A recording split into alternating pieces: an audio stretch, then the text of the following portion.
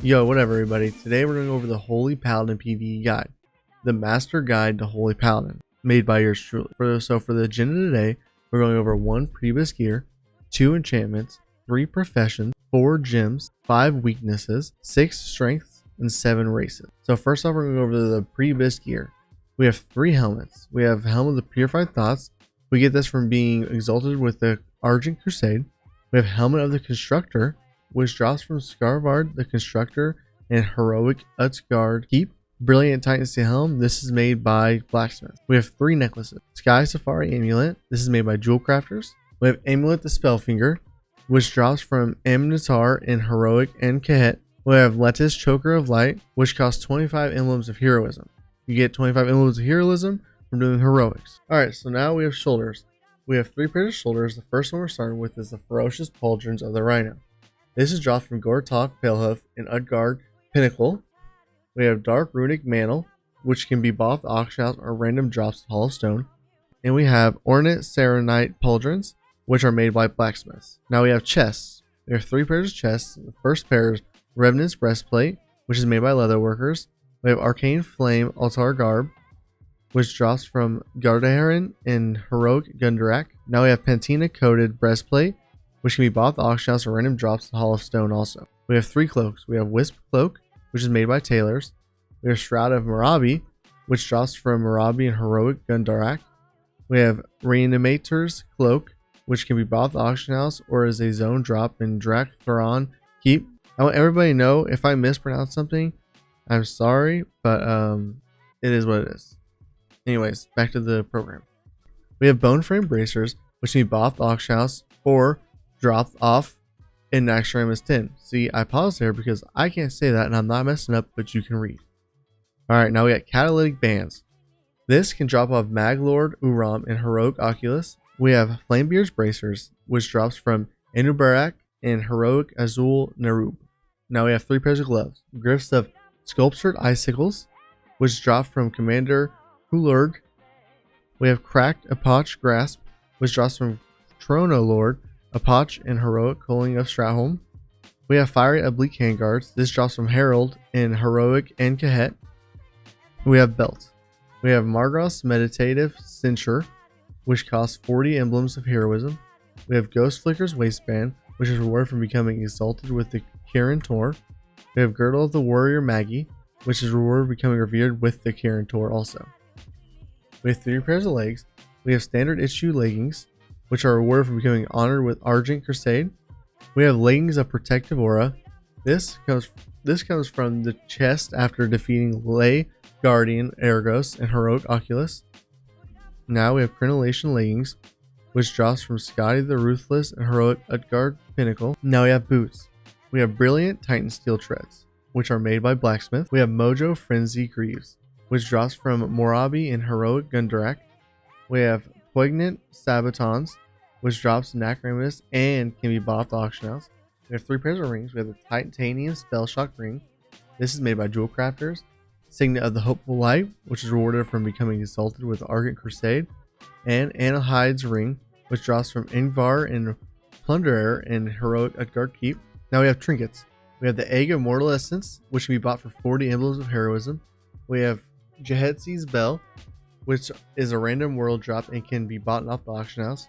We have the Dark Moon card Illusion, which is made from the Dark Moon Prism deck, which can be bought off the auction house.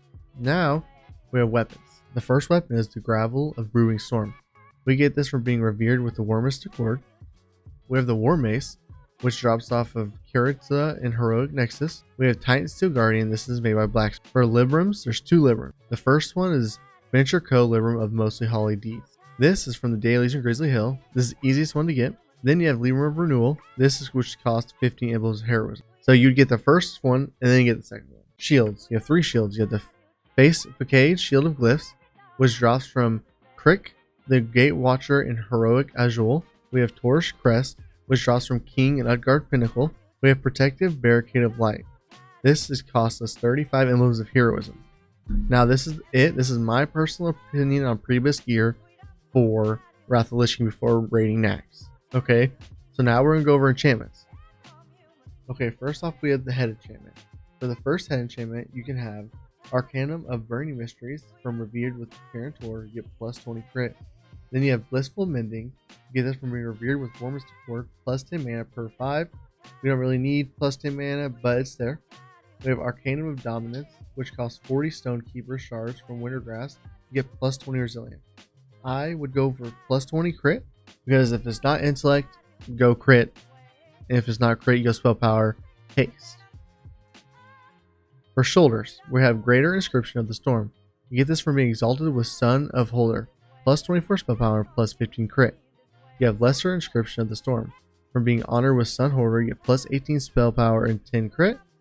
And an Inscription of Dominance, which costs 30 Stonekeeper shards from Wintergrass, you get plus 23 Spell Power and plus 15 Resilience. I would go for the first one, of course, but if you can't get the first one, get the second one. And the third one is like, if you want to do your PvP, get the third one if you don't want to get your Exalted or Honored with Son of Holder. Okay, now we have Chest. For Chest, we have Powerful Stats. This permanently enchants chest armor to increase all stats by 10. We have Super Stats. This increases all stats by 8. We have Exceptional Mana. Permanently enchants chest armor to increase mana by 250. Okay, we have Cloaks. For Cloaks, you have Greater Speed. You get plus 23 haste. And then for this, it's just called Speed, you get plus 15 haste. Okay, for Bracers, we have Superior Spell Power, which gives us plus 30 Spell Power. You have Exceptional Intellect, gets you plus 16 Intellect, and Greater Spell Power, plus 23 Spell Power. I'll get the Exceptional Intellect for the plus 16 Intellect, because Intellect is best, in my opinion. For Legs, you have Sapphire Spell Thread, you get plus 50 Spell Power and plus 30 Stamina. And Azure Spell Thread, you get plus 35 Spell Power and plus 20 Stamina. Get the more Spell Power one, of course, but if you can't, Azure Spell Thread will be okay. For Gloves, you have Exceptional Spell Power, you get plus 28 Spell Power, Greater Blasting, you get plus 16 Critical Strike, and Major Spell Power, you get plus 20 Spell Power. For Feet, we're going Greater Vitality. You get plus 7 mana and health every 5 seconds. We have Weapon Enchants. We have Mighty Spell Power, which gives you plus 63 Spell Power, and Exceptional Spell Power, which gives you 50 Spell Power. You want 63 Spell Power, of course, but if you can't get that, get the 51. And for Shields, the only one that I can find that works with it is Greater Intellect. This is plus 25 Intellect. Intellect, this. Always remember that. As a Holy Paladin, and you're thinking this, oh, what does that have Intellect? Well, if I had Intellect and I knew about it, it'd be in here. And if you know of any Intellect enchantments I don't know about, please put it down below in the comments and let me know. I'd much appreciate it. Okay, so for professions, I go Mining, just because it generates you a good source of income and will also generate enough raw material to level up professions such as engineering or jewel crafting. Most people underestimate the profitability of mining. We have jewel crafting. This profession can get you plenty of gold while also helping to the min-max aspect of the game. A jewel crafter can create special gems like the Mystic Dragonite that can get you plus 34 Resilience. That's just an example. It's one of the gems you can have. We have engineering. This is a must for high-end rating for 2 reasons. Number 1, they can craft hyper speed accelerators. This boosts your haste to 340 every 48 seconds on use. We have Nitro Boost. Provides an escape mechanism for hard fights and escape certain mechanics such as the Red Ooze and Defile from Lich King. Then Blacksmithing. I say this because it can help you create pretty best gear, but really this is the last one on your list in my opinion. For gems. For low gear or gems, we have Yellow Socket. For the Yellow Socket, we're going to use Brilliant Autumn's Glow, gives you plus 60 Intellect. Prismatic Socket. Enchanted Tier, which gives you plus 6 to all stats. Red Socket. Luminous Monarch Topaz. You get plus 9 Spell Power and plus 8 Intellect. Meta Socket. Insightful Earth Siege Diamond, plus 21 Intellect. High gear gems. We have Yellow Socket with a Brilliant King's Amber, plus 20 Intellect, and Brilliant Dragon's Eye. This requires 350 jewel crafting, but it gives you plus 34 Intellect. Red Socket, Luminous and Mitrine, gives you plus 12 Spell Power and 10 Intellect. Prismatic Socket, you get the Nightmare Tier, gives you plus 10 to all stats. All these gems work, but you want the higher gear gems in your higher gear so you're not replacing those gems the whole time. And you have meta is the same as a low gear gem. So weaknesses of the Holy Paladin. 1 is the lack of mobility. 2, we don't have a very large healing kit with Holy Light being the main heal. And 3, there will be hundreds of Holy Paladin. Which means basically at the end of the day, yeah, you'll be playing Holy Paladin, but you're not going to be wanted as bad because there's 100 other motherfuckers out there for you. Alright? So for strengths, we have extremely strong tank healer with added AoE effect through Beacon of Light and Holy Light Glyph. 2. Substantial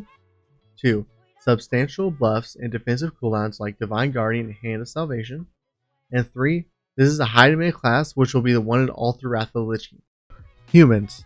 So for humans, they have Will to Survive. This removes all impairing effects. Diplomacy. This is huge because you get 10% increased rep, then this can be used early in game to get pretty best gear. We have Dwarfs. For Dwarfs, they have Frost Resistant, can be helpful in some cases, and they have Stone formed to quickly get rid of bleed diseases and poisons. Draenei. They have Heroic Presence, which is a great party-wide buff granting 1% melee and spell hit.